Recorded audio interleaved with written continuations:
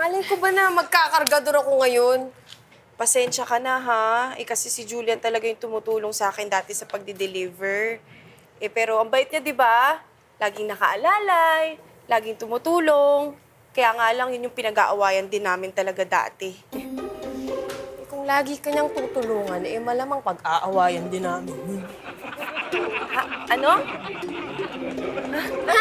Wala! Wala.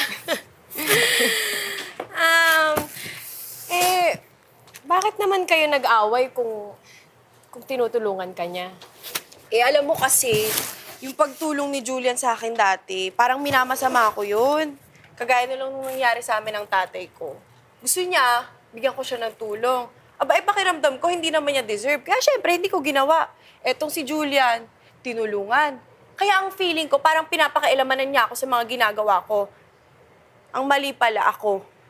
Si Julian pala yung tama.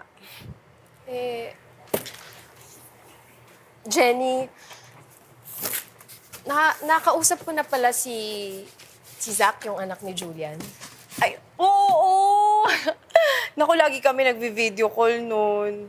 Sarap kausap. Napakabait na bata, napaka-cute, di ba? Hindi ko alam eh. Hindi ko pa siya nakakausap. Ay, hindi ba? Ako madalas.